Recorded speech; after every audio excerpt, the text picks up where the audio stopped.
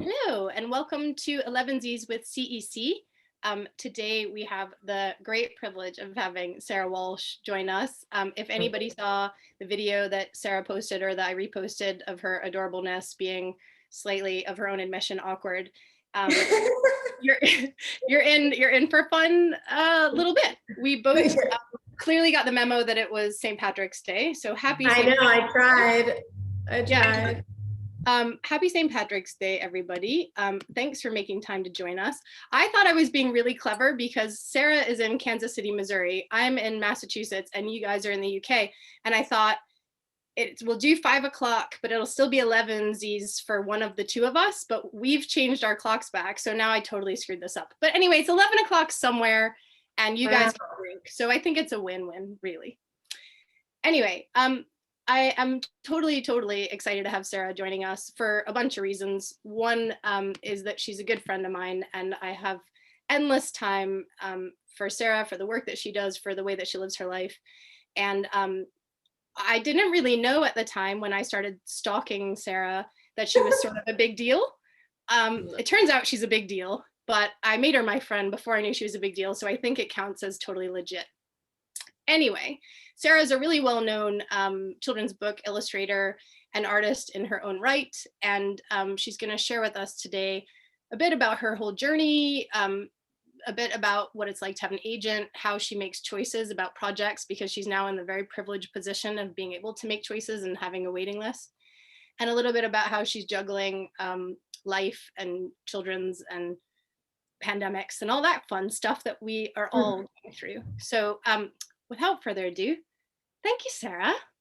Oh, thanks, Medea. Thanks so much for that super lovely introduction. I think you're awesome. And thank you so much, you guys, for coming. Seriously, I know everyone's so busy and there's a lot of these going around and I don't do too many of them, but I really adore Medea and her organization. And I thought it would be really fun. So thank you for joining us. Do you want to give us a little bit of kind of, I think people know your work, but they may know you a little bit or feel they know you through social. But do you want to give us a bit of a kind of how it all began and some background stuff? Yeah, I'll try to do like a edited brief version, but I went to school for graphic design in upstate New York. They didn't have an illustration program, and I was kind of too chicken to like travel and go to a new school. I just wasn't ready for that. And then basically didn't really like the school. I was just not in a good place personally and like dropped out. And then I got married and had a baby. So I was like 21.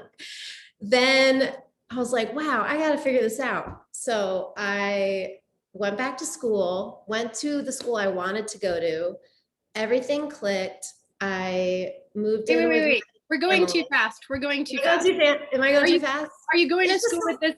Are you going to school with this baby on your shoulder? I am, because I'm like, I have this human and kids are like sponges and they just absorb your actions. And I was like, I need to figure out who I'm going to be for this little human.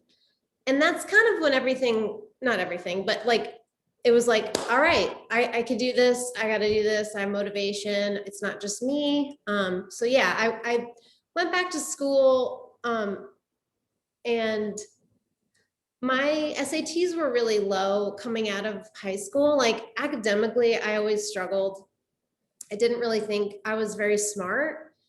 And then, so the SATs, I bombed. And so that's why I went to this school that I hated. And it was just not a good fit. And so, dropped out, blah, blah, blah. When I had my daughter, I was like, I got to figure this out. Went back to that school just to raise my grades up. And then applied to the school I wanted to, which it's called St. Rose. And actually, sadly, they're not a thing anymore. But it was in upstate New York. They closed last year. But the teachers there are fantastic, so nurturing, and from like top design schools around the country. So I was getting like this amazing education in a very little known school that no one's ever heard of with these like top notch, like the teachers went to Tyler in Pennsylvania, I think, or Philadelphia. And so yeah, went through school. They were super supportive. They knew I was a single parent.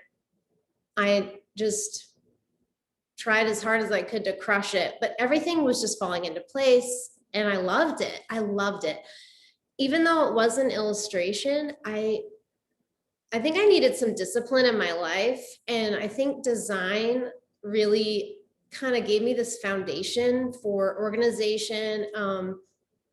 I fell in love with typography. And then they were encouraging us to illustrate as much as possible because a lot of design schools are very siloed and they're like, you illustrate, you design, you don't, and it's not like that anymore. But 25 years ago, it kind of was. And so basically, I drew a lot and they turned us on to people like Paul Rand, who's like one of my favorite designers. And he just was a visual problem solver. And so that's kind of the school of thought that I came from. And so I was in school trying to kick butt, and my teachers at the end of senior year, they pick 3 people from the class to go to this huge, highly esteemed event called the New York Art Directors Club in New York City. And they sent me and 2 other lucky people. And so we were there, super intimidating, all these top-notch design schools around the country. Is that slower? I was like trying to give like the most edited, but I could just like go on and on. So I'm You're like, in I no don't hurry. know. We're here Okay. for an hour. What do we have to Okay. talk about? Just you. That's true. Okay. So anyway, I just, yeah, it's You're in hard New to York. like organize the thoughts. Okay. So yeah, we're at this place, super intimidating art schools. We're looking around and we have our name tags on. It says St. Rose, and people are just like walking by the table, like squinting to read it and then going, and then just, they kept walking. And we're like, man, what are we going to do? And we just took our name tags off. And so they didn't know what school we were from, and they just came over. And this dude, who worked at Hallmark Cards in Kansas City, Missouri, came over. And I had this little, I don't know if they still do this in design school, but like, it was kind of like senior year, you had to come up with this like self-promotion project to like send to potential clients. And I did this like weird wooden block self-portrait where I was like, I'm a jack of all trades. I'm a painter, I'm a designer, I'm a drawer, I'm a type person. And so there were like different versions of me that would like turn around. And that got his attention. And he was like, hey, do you want to come to Kansas City, Missouri and interview for a job? And I was like, I don't even know where Kansas City is. I was just thinking of the Wizard of Oz, because I'm here in Albany, New York, just grew up there, didn't really travel much as a kid. So for perspective, for my UK friends, Albany is like upstate New York, a couple hours from New York City, but still it's the capital of New York. It's a decent sized city and there's a decent creative scene there. Kansas City is like landlocked in the middle of America. Not Kansas City, Missouri so much, but around there's a lot of Trumpy, non-mask wearing friends, not so friends. You know what I'm talking about. You're painting a wonderful picture. But you're in like a bubble of kind of awesome. Kansas City. Okay, so Albany was actually sad and called the armpit of America by some director that did a movie there or whatever, but it's still pretty sad. And I went to interview in Kansas City. I was a single mom. I was like trying to picture myself, like I wanted to work at a swanky design firm in New York City, but the reality of that started to close in on me. And I realized like on paper, that sounds so dope and cool and sexy, but the reality of like slogging my daughter to some daycare, taking a train all the way to some other place, taking work home. I don't know, just the whole thing. I was like, I don't know, man. So I went on this interview and like the resources of this place blew my mind and my gut. I was like, it was the only job interview I went on. And they had this incredible library. They had these workshops, the talent there, like, because I'm thinking teddy bears and grandmas, and I'm like, I don't know, man, this is literally the opposite of what I want to do. But when I went, I'm so glad I went to this interview because I would have missed out on basically getting paid to go to graduate school. Because I got a job, but it was like going to graduate school and getting paid. Because the people there, they hire people from all over the world. Most people, it's hard actually to grow up in Kansas City as an artist and try to get a job at Hallmark. It's like they almost don't want you. They like to pick and curate. So I was there as a designer hybrid, like illustrator. Like I basically kind of, I think it really helped me hone a big part of my illustration style, not all of it, but it really gave me a foundation because I didn't go to illustration school. I went to design school. So it was really helpful. And I learned a lot. I learned like my work ethic, 8 hours, Monday through Friday, pumping out, being creative, like pumping out ideas. And it sounds like you had endless resource and inspiration and other people to learn from. And Oh my God. Yeah, because they had this incredible library. They had, I would literally go there and they had a copy machine. And when I found, they had like ad books from the 50s and 60s of like all the advertising illustrations. They had like all these vintage children's books. And I would just literally copy the whole book, like with this copy machine. I had like Xeroxes everywhere. And it was like a nice laser copy machine. So yeah, I was basically making new versions of the books that they had for myself to take home and look at. I mean, I could take the books out, but I was like, I want to have this forever. So I'm going to copy this entire book. So are you there for a couple of years? I was there for 13 years. Wow. Mm-hmm. That's insane. Impressive. Mm-hmm. And I've been paying my bills. Aside from all the waitressing jobs that I've had in my life, I have been paying my bills with art for 20 years.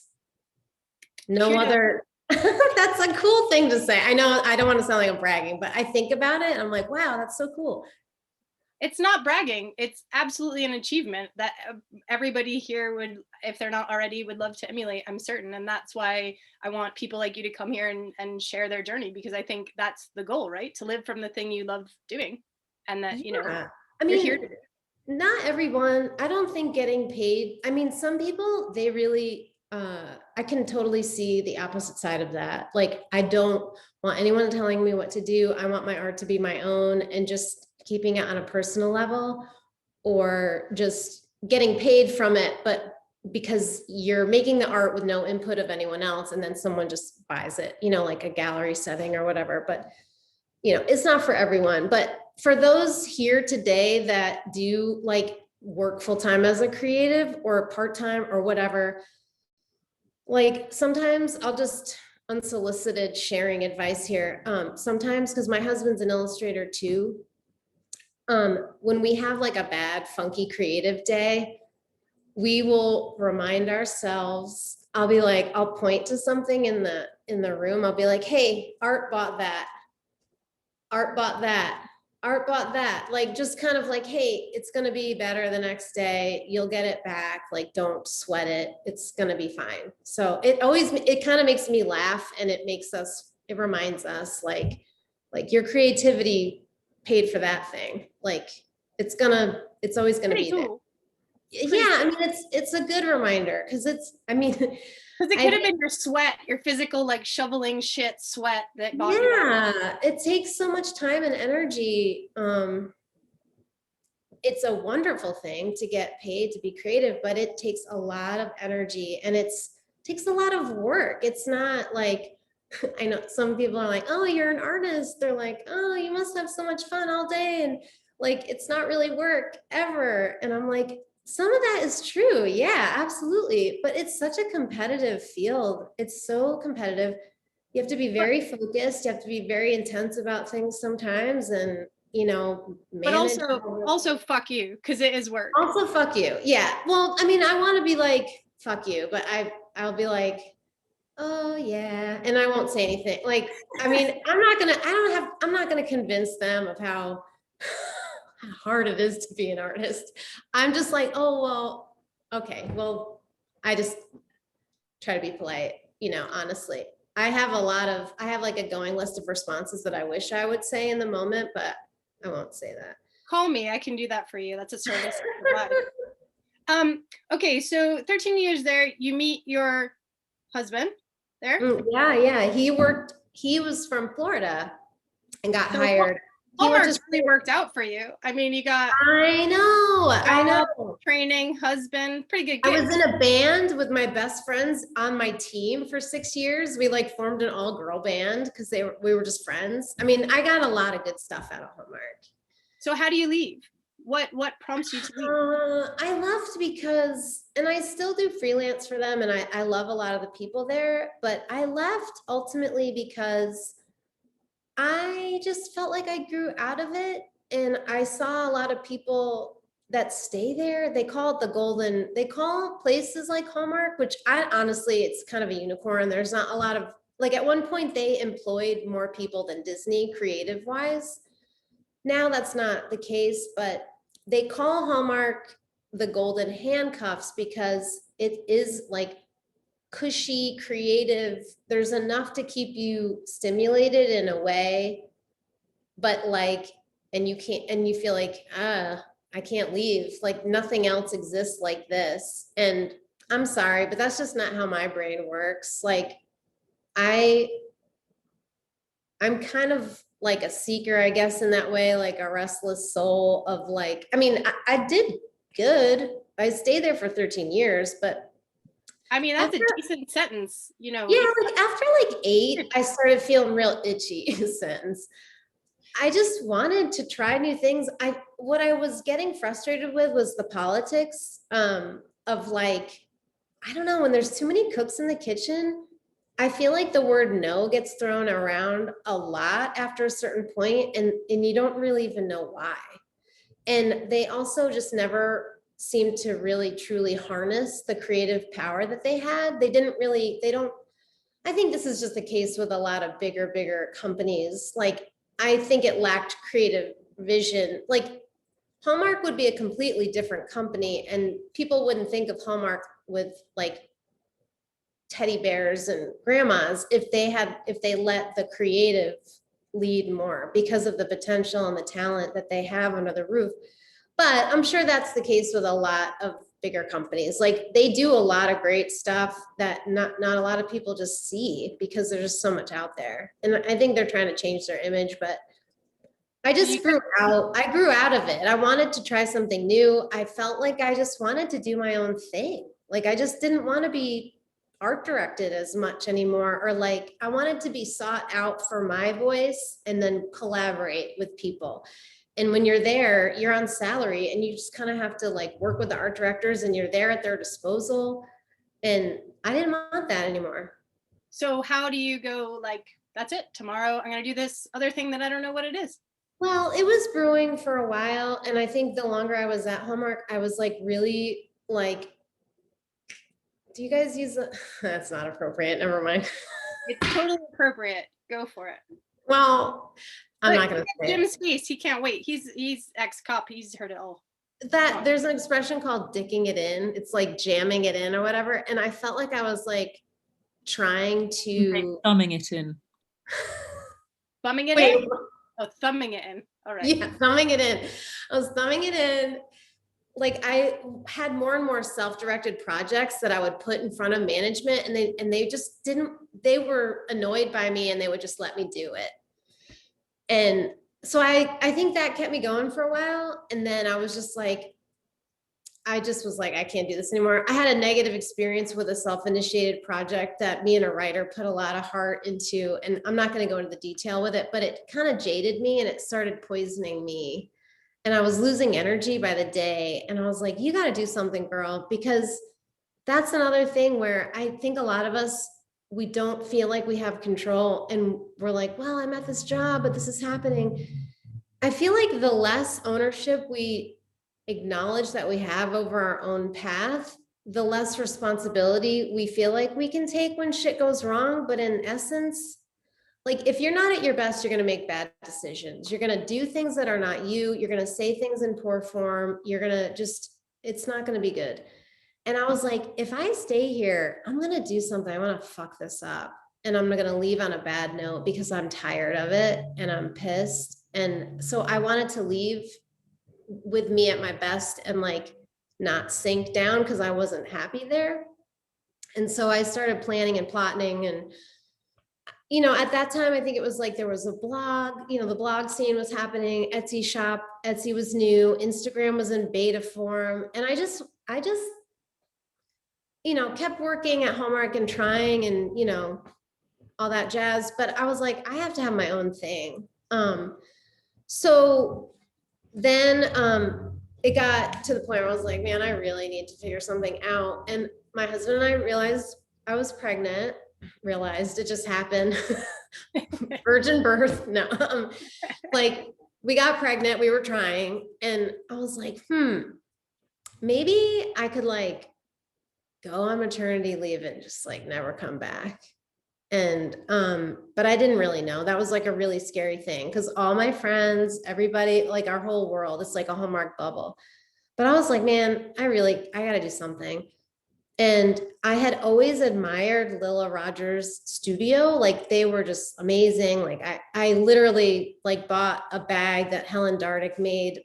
It was a lunch bag that Blue Q had put out like my first year at Hallmark. And I was like, man, it'd be so cool if I could like make a bag like this someday and work with this company, whoever made this cool bag.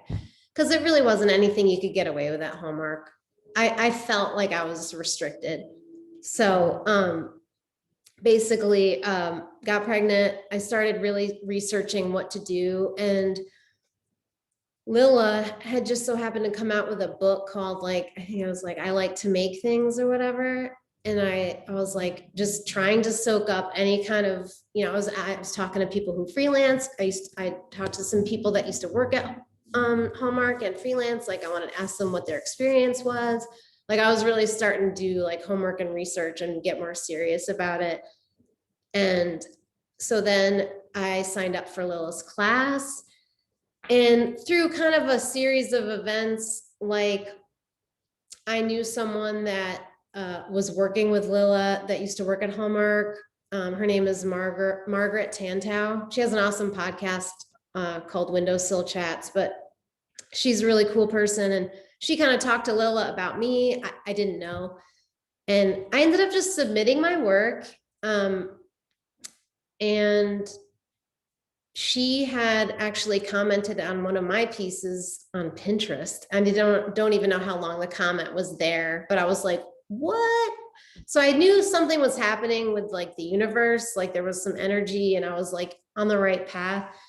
And when I submitted my work, they accepted me. I couldn't believe it. I literally thought like a year before that, it was like probably easier to fly to the moon. Like it just seemed like so unattainable. But I think that I was on her radar. She was definitely on mine for years. I don't know. This is Lila's agent. Yeah, Lila Rogers. She's a very successful, woman, business owner, creator. She used to be an illustrator. She still is. She's an art agent. So yeah, I signed with her. And then that kind of gave me like an insurance in a way. I feel very fortunate because I had a kid. My daughter was about to leave for college. So we had tons of college monies that we were gonna have to come up with. I was due with a baby and I was like, wow, this is a really risky, dumb thing to do. And so I, really had a lot of heart-to-heart talks with my husband and he was like, you got to do this. Like, I mean, I am so grateful for him being so supportive like he was, because he knew I was really miserable and he was like, you're going to regret this. Like, you got to just do it. And so I did. And, but I didn't, well, like I had Finley in September and then in December, they laid a ton of people off and they laid my best friend off. They laid tons of people off. And then I thought, ooh, what if I get laid off? I'll get severance. That'll be amazing. And I don't have to quit. And then they asked me if I wanted to be a manager and like a big raise. And I was like, what the fuck? Like, you're really making me have to think about this and like really dig into this choice, like either way. And I said no. And I am so glad I did. Like, wow, so glad. Like, Soul it and was, sanity versus money and management I problems. just couldn't do it anymore. I just couldn't do it anymore. I was like losing energy by the day. No. So, So what happens? You're with Lila, and do projects start rolling in, or is it slow start? I had like 3 coloring books that year. It was I mean, that was a lot. I had a newborn and I did these like crazy coloring books with Porto, and that was enough to keep me busy. And I was just kind of like formulating I was trying to get the Hallmark film off me, like the teddy bear grandma, like too cutesy. Like I always like cute stuff, but I definitely had more edgier stuff that I wanted to try. And so it was just, I don't know. I just was so elated. I had this new baby. I had this new path in front of me. I was the driver. So, And how was the shift from being part of a team and working with a lot of other people to being at home and being solo? Because I think a lot of people go into freelance without really considering that it can be isolating and lonely. But I mean, I know you were kind of fed up of that, of the bigger corporate side, but that you did love the people in the well, community. that's what I was afraid of the most, is that like going from total, and there was some hard days. I think those are the kinds of things, like if for anyone here that is like working a full-time job with, tons of people, well, actually freelance is like COVID lifestyle, like, so never mind. But like, if you are thinking about a big shift in your career, I think what I was like, I tried to be realistic about my weaknesses and my strengths. And I was asking questions to people that were doing what I wanted to do and kind of clashing my weaknesses to that, like kind of like cross-referencing my questions regarding my weaknesses and what their weaknesses were, how they dealt with it. And one of them for me was time management. The other thing was being used to being around a bunch of people, things like that. And like with a new baby, like, I don't know, there was some hard times, but I think for a year, I was really high off just not having I just had this like adorable little baby, and that just keeps you busy. Honestly, I was in survival mode, I'll be honest. Like, I like, it was exhilarating to make this change. I had a lot of energy from that. And did some things, like, I don't even remember how I did those coloring books because our son did not sleep. So there was some challenging times for sure. Like, So fast forward a little bit, things are starting to pick up and you're getting regular gigs and you're starting to like have a bit of a following. How is that adjustment? How does it start picking up? I mean, I think it just happened. I think I was so excited to like make art on my own and not have, I was making a lot of personal art. I didn't have a super crazy amount of clients. But I just was like in it. Like I was in it. I was happy. I had my little studio and things were happening very organically. And I think Instagram was like helpful, but it took so long. I mean, I have more followers than others and totally puny amount compared to some other crazy people. But it took so long I mean, it was very long. But Instagram has been amazing, getting like clients and just very organic type of stuff. Like, I think one of the ways I work, I'll like do a lot of personal work and put it out there. And then I think people just see that. And then somehow it ends up, I get jobs here and there from it. I think there's other people that are so good at like having an idea and like pitching it to a particular client. Like that is not my strength, but I want to get better at it. But yeah, I kept going and working and having fun, just having fun, being in it, doing lots of painting. And then I did like a portrait of Martin Luther King and Frida Kahlo, and it was like cut papery. And Nosy Crow, actually, I think the biggest independent book publisher in the UK, saw it and wanted, like, had this idea for a book called Herstory, and they wanted me to do it. And I had only done like 3 portraits, like of capturing people's likenesses. It wasn't like I'm the portrait artist or whatever. I was like, this is an incredible opportunity. Trying to think if Trump was in office, because you and I can't remember if Hats of Faith came before or It did. So Nosy Crow. So just to give everyone some context, Kat asked how we know each other.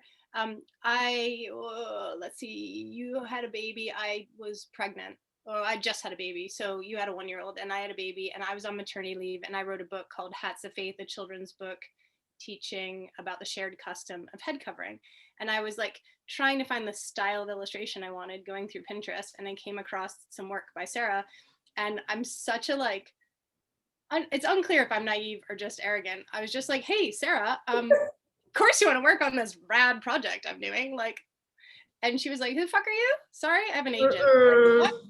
No. She was like, yeah, I don't know, maybe let's talk about it. So anyway, we get to know each other, and Nosy Crow are advising us. So that's what I thought. I remember that. The woman who runs Nosy Crow, like along with everyone else that I've roped into my nonsensical maternity leave project, against their will, is involved in my mess. And the woman who runs Nosy Crow, I've somehow coerced into advising us. She's never going to publish this book, but she's willing to sit down and look at everything. And she's amazing. And if you don't know Nosy Crow, check out their books, because she's built this from nothing. And it was a real gut check moment. She sliced that book in half. She just tore all the guts out of it. And I was like, what am I doing? I'm so out of my league. Like, who do I think I am? But anyway, she agreed to help. Sarah agreed to help. And I was like, oh, I'm in too deep now. I guess I have to do this. So it was pretty special. I mean, y'all paid me with a Kickstarter. You know, I was kind of taking a chance in a way, but not really, because I was sort of still, I mean, you know, you just never know, no matter what phase in life, like there was just this spark, and like Trump had just won, I think. And it was, you referenced The Neverending Story, which is one of my favorite movies. When we were emailing back and forth, trying to figure out if we were going to work together. And I was like, oh, hell yeah, I'm doing this book with her. I'm doing this. This is a sign, because you said that Trump getting the presidency was like the nothing. yeah. And I was like, that is exactly what it is. This girl speaks my language. Like, this is going to be cool. And this is a really important thing with diversity and, you know, inclusion and everything. And that's such an important thing to me.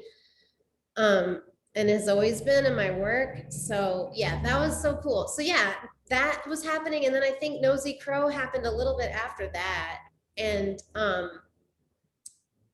yeah, so I think doing projects like that, it's definitely been a big part of the foundation for like my career shift. Yeah, so, but I think for so you, much. doing projects you believe in, you know, Absolutely. you weren't like, yeah, this sounds great. You were like, let's talk, let's see if we're eye to eye on this. I'm not really religious, I don't, you know. And I was like, I'm not religious, this isn't a religious I had trepidations for sure. But yeah, when you said that, I mean, I've always been fascinated with religion and I can't talk. Spirituality. My gosh. But like, I grew up Catholic. I'm a spiritual person, but I was like, ooh. And then the more I learned about it, I was like, this is just a cool project. This is a really cool, and I loved doing portraits in a more funky way. And like Herstory, the portraits, they did not want the triangle noses. They were like, can you please do regular noses? And I was like, oh man. So, but yeah, it was super cool. I think for me, you know, there's an activism, there's a truth in your work, there's for you, there's very much about you doing projects that speak to you, speak to like references that you love from your youth and childhood, like me, like Neverending Story. There's things Mhm. you believe in, and you are very much an activist with your work. I think the work you do for Thank yourself you. and the work you do for others a lot of the time. But doing things that you believe in. I know when I asked you the Instagram takeover questions, you definitely believe that all the good things that have come from the authenticity of your work and doing the projects that you initiate for yourself. And I think that's a really important message for other people, because when you're only doing work for other people, you can get lost in that, lose your voice. Absolutely. Yeah. Like if you, man, if you don't do the universe or whatever's running stuff, it's going to choose things for you if you don't. And I've learned that. And I think I struggle like a lot of other illustrators. Like, I think I feel like sometimes I'm getting, yanked in a lot of different directions because people will see something in your work and be like, hey, can you do that for me? But it's like kind of what I do, but then not really. And then I'm like, oh, should I grow? Is this the direction I want to grow or push myself? Like there's a lot of things being weighed, all the time. And I think I've kind of hit a shift in my work after working on so many big book projects, which takes so much out of you, like, and COVID, like, I just kind of, this year's been a year of like inward and like, okay, what's next? What do I really want to do here? And I think, although I love all the activism and I've never, that just kind of happened organically. I'm morally, I just have a certain way that I feel about stuff, and it is very important to me, and I take things to heart. That said, that kind of work, it's on the more serious side. It's got a lot of emotion. There's a responsibility to it. It can get heavy.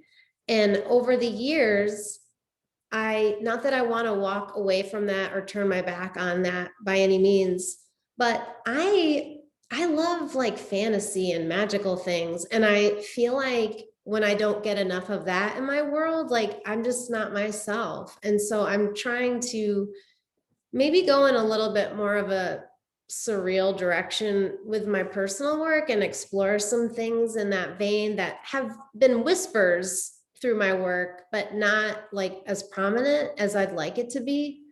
So that's kind of like where I'm at I'm kind of feeling like an awkward growth spurt. I'm not sure where it's going to go, or not growth spurt. It's not the spurt part yet. It's like the uncomfortable part. Like, I don't know if that makes sense. Beautifully articulated. I feel you. In the grunting phase. Yeah. Mhm. That's cool though. I mean, I think it's exciting. I think you'd get sick of yourself if you stayed in one place Yeah. too long. Oh my God. I always admire those artists that have like the most ridiculously consistent style. Like, I'm just like, how do they do that? I'm just like, I could never do that. I would No, just I'm be, very inconsistent as a human. I can't. I think that's difficult to stay a single course. But I also think it's really much more exciting for you as the fountain of inspiration to be able to yeah, you tap. got to keep it fun for yourself. Like if you're not having fun, like nobody else is going to have fun looking at the thing you made. Like it's just common sense, but And so is that kind of what spears your choices? Because you're now at a place where you're able to kind of turn things down and make choices. And or yeah. were you always making the choices even when it was survival? Uh, wait, you mean like with freelance or Yeah. like, When you left Hallmark and you had to start doing projects, you're freelancing. Were you even then very clear about who you were and what you were going to do, and turn down things even when you I had? have said no to stuff. Yeah, I've said no to stuff. I've like been asked or I've been told I'm being considered for something, uh, and then I don't get it, like that happens to everybody. And it's not a fun feeling, but I just think it just happens. Like, and I think through those missed opportunities or having to say no to something, it definitely shapes the path. And I just try to like be in it as much as I can. But I mean, sometimes it's hard. Like, uh, it's hard to make decisions and know every time you say yes to something, you're saying no to something else. And I don't know if it's this year or not, but everything just seems to have hold so much weight. And I'm like, I don't want that. Like, I can be very intense with like my creative goals and all that stuff. And I think it took that intensity to like pull away from the golden handcuffs like 7 years ago, and or like go to school as a single mom and like waitress and have an internship and go to school for design all at the same time. Like all that stuff, like it has served me, but then I don't think it's serving me this year. Like I'm trying to pull back with the intensity and just like have fun making stuff again, and remind myself like why I'm doing this, like explore, try new stuff. Like I've been really into watching like tutorials on YouTube of like all the artists I admire and follow, like learning new things and just trying to let it like float around and not like land on anything super concrete. I've been trying to write an illustrated children's book forever, and I'm hitting a wall with that. Like I can illustrate a book for someone else, but that's been a very hard challenge. And I'll illustrate for you and you can write for me. We'll switch roles and see how that works out. Just as an exercise, like writing left-handed or something, just mix it up. Okay, let's do that. I'm open. Honestly, I swear to God, I think it would be easier to give birth to another fucking human child than to like write an illustrated children's book. It's so much harder than people think it is. I totally disagree. I'm never having another child again. I mean, that book was a fucking nightmare, but I wouldn't have another child. You wrote it. I mean, that was a year and a bit's worth of research for a book that has less than 50 fucking words in it. So, I mean, and Sarah can attest this. We both get hate mail. I mean, not very often. We get a lot more love than we get hate mail, but yes. That is a book that's about something people are very passionate about. Yes. People feel very strongly, positively or negatively. And I didn't enter that. Neither of us entered that carelessly. There was a huge amount of research and experts and all this. I mean, it was, I have a pretend PhD in head rapology. Like I know more about a subject that I care very little about than most people. I wanted to meet you at that head wrap convention so bad. Oh my God. I was repping for white girls, white privileged women at this like head wrap convention in Detroit. It was awesome. I mean, I was definitely the white girl, but I was living my best life. Everyone was so cool. Dude, how cool is Detroit? We went there 2 years ago for the illustration conference, the Icon. It was my first time going, and it's going to be in Kansas City in 2022. And I'll get on a plane as soon as possible. Yeah. But anyway, yeah, Detroit's cool. But yeah, I think children's books, writing and illustrating, I've realized like the downfalls of my brain and my thought process, and I'm learning a lot, like, but I'm failing and falling on my ass the whole time. And I just have to put it aside when it starts getting ugly. And I'm like, this is so not fun. I'm like, nope, I'm not doing this right now. And I have a bunch of ideas that I nibble on and nurse on and stuff. But I put it aside because I'm like, maybe this isn't going to happen until I'm like 80. I don't know. For me, this has just been a very difficult thing. And I think people don't realize with children's books, I think people that do it well, they are hands down geniuses, because you're taking these huge, some of it, you're taking these huge life concepts and you're boiling it down into this very, very simple nugget of information. And that is really hard to do. So it's a humbling experience. I'm not giving up, but this year, I'm like, my goal is not to write and illustrate my first children's book. I'm still gonna try, but if that doesn't happen in 2021, maybe it'll happen the next year. But I just have a super admirable goal of refilling, regenerating a little bit and just taking a break. And like you've gotten to a really impressive place in your career where you can take a step back and go, I just need to like get given stuff for a little while instead of putting out stuff. And that's a really important moment to recognize when you have to take that step back and kind of, circumstances are so difficult. I feel like we are all like low level, like there's a low level energy suck that's just low vibrate frequency for sure. Like Yeah, and we just need to be aware of what our limits are and not bang our heads against the wall, but put it away for a bit and come back. Yeah, we're all like super hard on ourselves. I think artists in general, that's the other like ironic part about people that are like, oh, you get to draw for a living. It's like they have no idea the lambasting that creatives do like every day to themselves. Like the whip on the back. Like, which you're like, I'm supposed to be having fun. Like, I think for me, when I am at my best and I feel the best, like love for myself and other people, and I'm having a great creative day, is when I'm being very gracious and patient with my art and what I'm making, and being very gentle, and like whatever comes out of me that day, I'm like, oh, that's a little, like every character, everything you draw, it's a part of you. And if you're being really hard on it, you're being really shitty to yourself. And I just, that doesn't feel good, and it's not fun.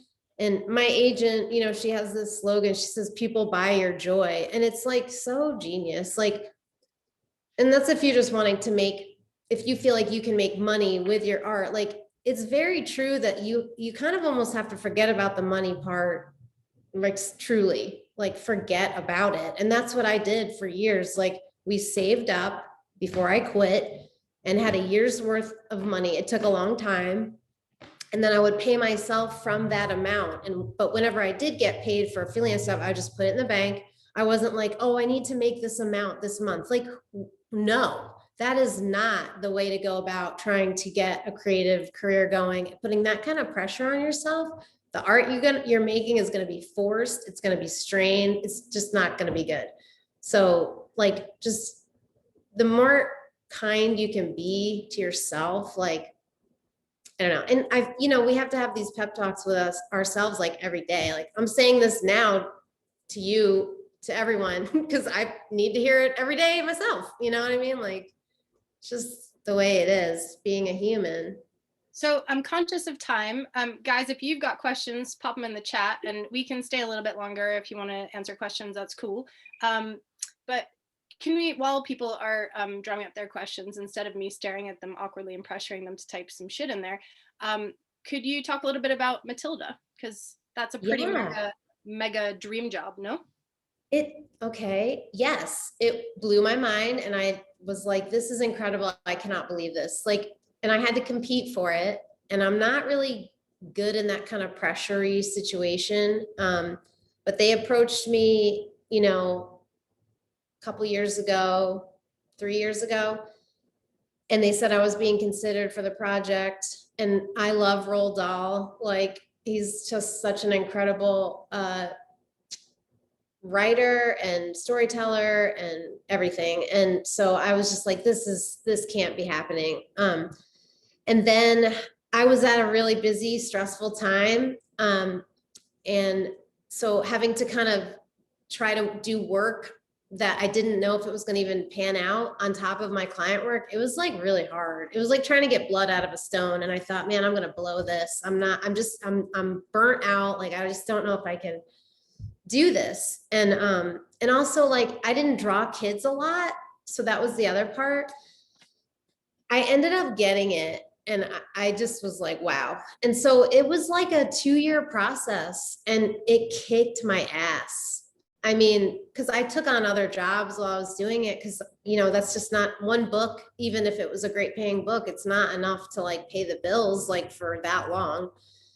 So I was just busy. I learned so much. And a lot of it from just like, being frustrated and not being super great at a part of it. And my art director was super great about everything. Like, I mean, of course I was like professional the whole time, whatever, but it was a strain because there was a huge learning curve. I had never done a book like that before. But it was an incredible experience. And I'm so honored to have done it. So yeah. It's pretty awesome. I give it to everyone. It's my go-to children's birthday present. Oh, thank you. I'm looking at the lipstick comment. Yeah. I said I'll find out later for you, Heaven. It's Wet and Wild. Nice. The I good think stuff.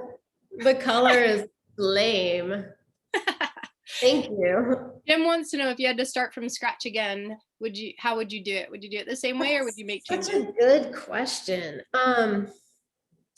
Honestly, I feel like I'm starting from scratch. I know that's going to make someone really annoyed to say that, but I feel like every day, I feel like I'm just getting started. And I know that sounds totally ridiculous because we just talked about Matilda, but it's like, in the end, we're like ants. Like none of this matters, and then it matters.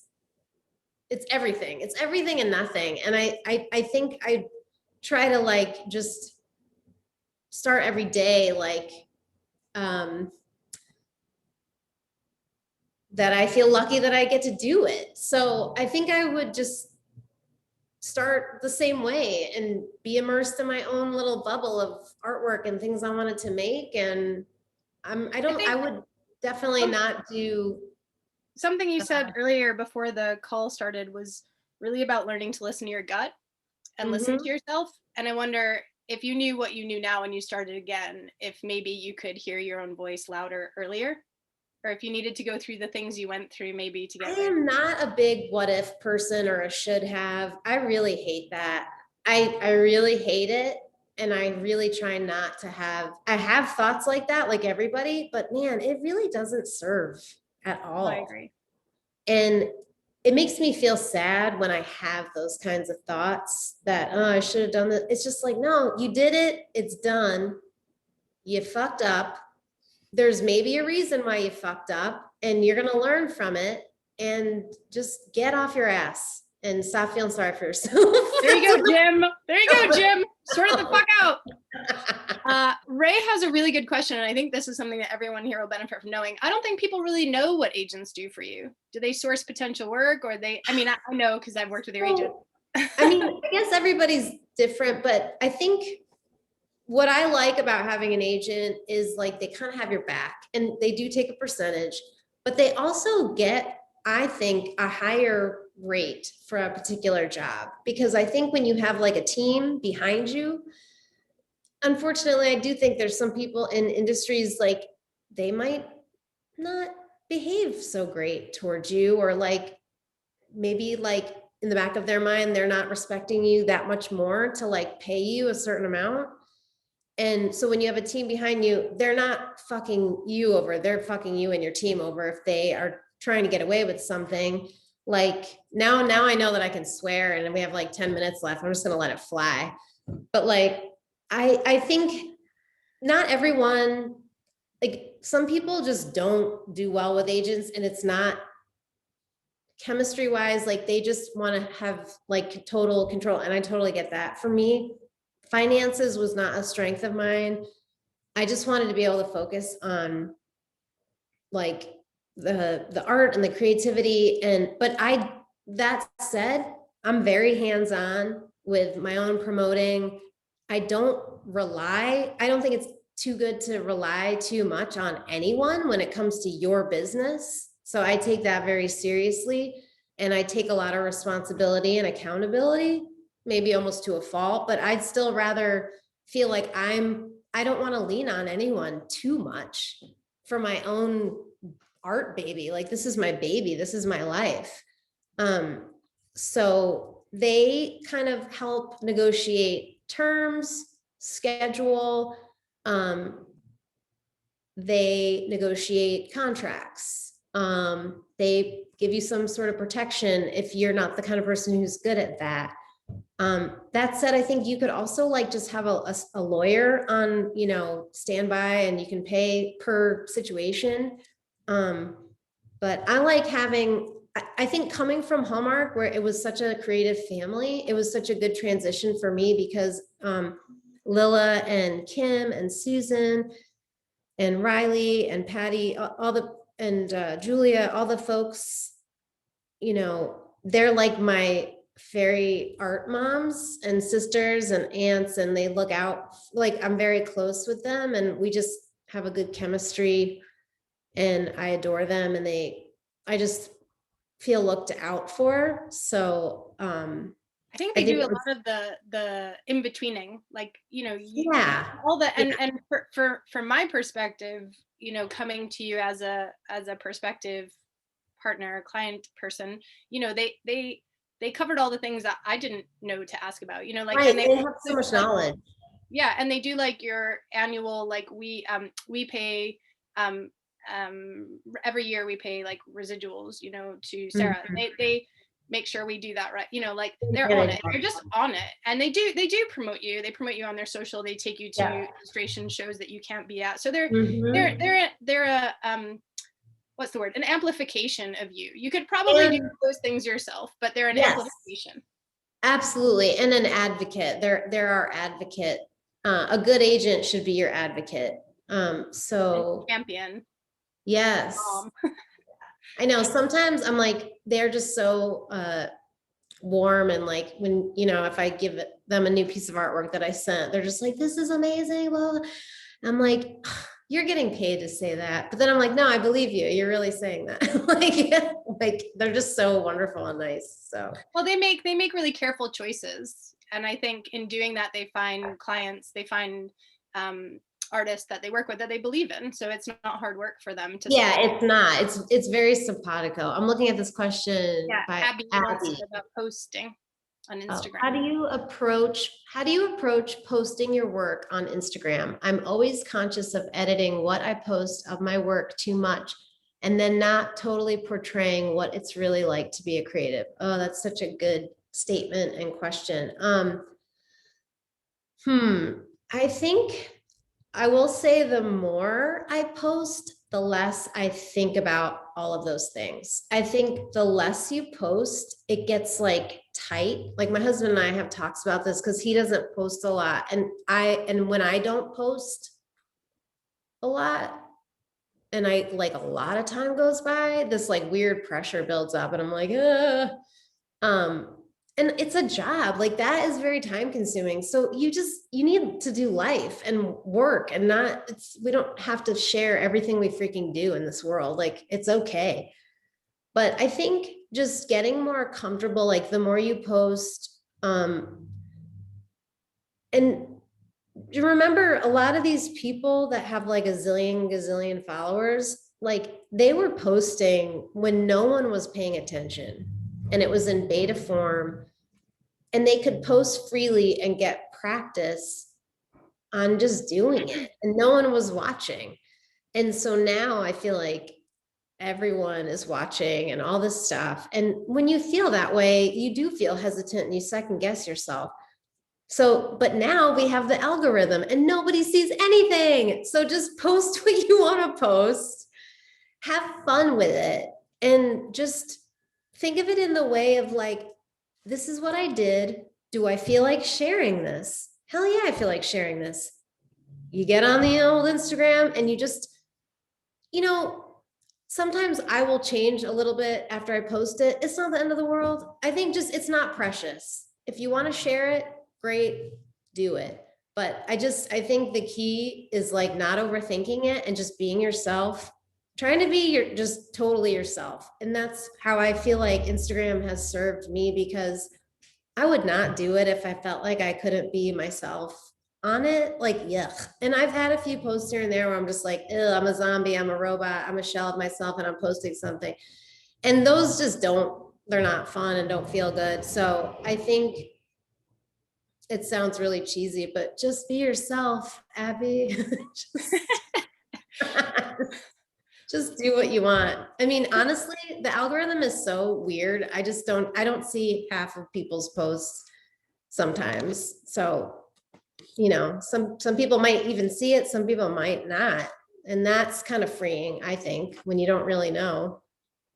Um, I just want to ask 2 more questions. I'm conscious people need to go, but what's next? I know you're doing a little self-care and a little taking in information, but have you got any projects on the go that you're super psyched about? I am working on my 4th book with Nosy Crow, and it's probably my favorite out of all of them. And it's more like I, me. I'm not accepting that answer. No, I'm just kidding. Mine is your favorite, obviously, but second favorite is cool, whatever. No, I mean, out of all the books that I've done with them. I'm just joking. You can But- like them. Fine. Whatever. It's fine. Phew. No, it's like the dessert of doing some of the other books that I enjoyed, but it was a lot of heavy reference and not a lot of the magical, whimsical stuff that I want to do more of. And this is, mixed with different culture. It's so cool. I'm learning so much. They're partnering with another organization that is like, I don't think I can say, but it's like the bomb. And people even say that anymore. It's fire. It's bomb fire. I'm so excited about it. So I'm working on that, and I just trying to work on little things here and there that come in. I'm working on some of my own pitches. I'm trying to get better at like fostering my own ideas and, just trying to be a little more focused in that way. But I don't want to get carried away with that stuff. And I'm trying to make time for just like doodling and drawing and just letting stuff go where it's going to go, and like making space for that. Cause I think you just get burned out and like unhappy. And I'm like, no, this is too fun of a job to feel, or too fun of a thing to do in life. And then it feels like a job when you're like forcing things and not getting enough personal time to do work like that you want to do and make stuff for no reason. Something you just said made me think about your answer to Abby. I mean, you post doodles in notebooks. You post along the way the process. It's not always finished work. I mean, you're just like, here's what I'm thinking, here's what I'm feeling. So yeah, like I want to do more of that. Like I think we're all pretty tired of like super polished. Everybody's over it. It's trite. It doesn't really mean, I mean, some of those posts are great, like shiny, glossy posts are great and everything. And I like some of those in my feed. I like the way it looks. I mean, sometimes it's like sadly about the squares and how they look together. And because I'm a visual person, I want to put stuff in there that I want to see myself. But like, I like gritty, messy stuff too sometimes. And I love looking at people's sketchbooks. I love looking at other people's sketchbooks so much. It's so interesting. I am so curious about other people's process and like their thoughts and like what they like to draw. And it just teaches me how to step back and look at my own process and things like that. So yeah, I like the dirty, nitty gritty stuff. cool. And then lastly, before we go, unless any of you guys have questions, I just kind of some big life learning-y, advice-y kind of stuff. I mean, not pressurized, not like your top 2 tips, but just anything that you feel like would be worth these guys knowing, whoever these guys are out there who watch this. Yeah. I feel like for me, when I feel kind of cluttered and, nothing is clear or like, I just think one thing, if I have to remind myself, like as far as creative stuff, is that I think when I am feeling curious, even if I don't feel clear about a lot of stuff, if I am interested in things and I'm curious, I feel like that will help me make art or make things until I'm like dead and I can't make it anymore. Like if I can stay curious, then I'm going to be okay. It makes me feel like I'm going to be okay. If I am interested in learning about other people, other things, just the world, then I'm going to be fine. So I don't know if that's, that's like very basic, but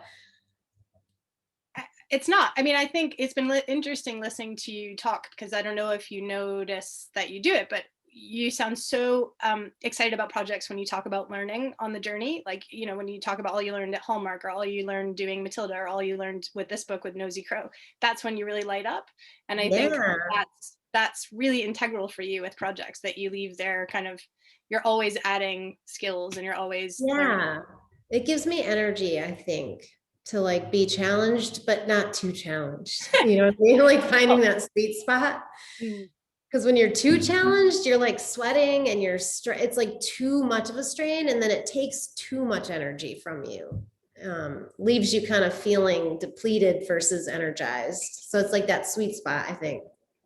I mean, I really loved collaborating with you and working with you, and I really miss it. And I feel like when you find those moments where you find other creative people that you make that kind of sense with, that harmony, and you're like, yeah, I get it. And I'm like, I don't have to tell you what to do. Like, here's the thing. Go Yeah, for it's the natural energy flow, and for Yeah, sure. before It was an awesome experience. I hope we get to do it again someday. I think we will. I mean, some point I might convince myself that I need that sort of torment in my life again. I don't know.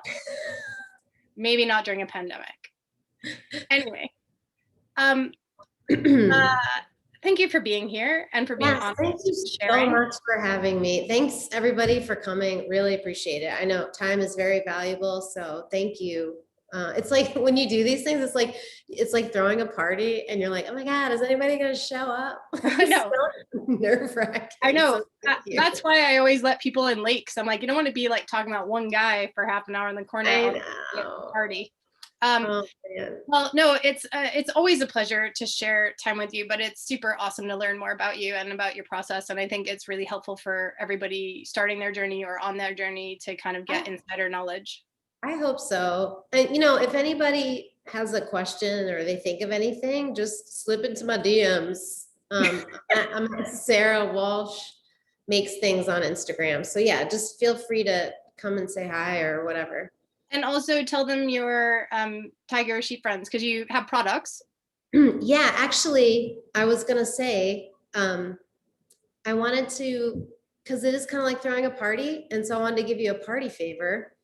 20% off. I sound like a used car salesman now. 20% off Tiger Sheep Friends. If you go to, the code would be Frendo, FRENDO, I believe. If that doesn't work, just reach out to me on Instagram. Yeah. Here, I'll type it in here, Frendo. Yep, thank you. I'm all low tech. I'm just speaking it and I forgot I could actually type it out. But yeah, it's Tiger Sheep Friends on Etsy. If you Google it, it should come up. But that's where I sell my stuff, and my husband also has some amazing artwork. But yeah, I just wanted to say thanks for coming. And if you, you don't have to buy anything, but I can't like physically give you anything. So that's all I can give you is a 20% off discount. I think it's awesome. I mean, the products are really cool. I buy them. I buy t-shirts for my husband. And sometimes the shipping is a lot more on the UK, but it says it's more and it's not as much. So if you do find yourself on there, just reach out to me and I can figure out what the shipping really would be. So, or if I'm ever allowed back in Scotland, I can mule it back to you. Yeah. Also, I think we need to have your daughter on here, because if you want to follow a really cool artist on Instagram, Yes. Sarah's daughter, it is in her own right an amazing artist.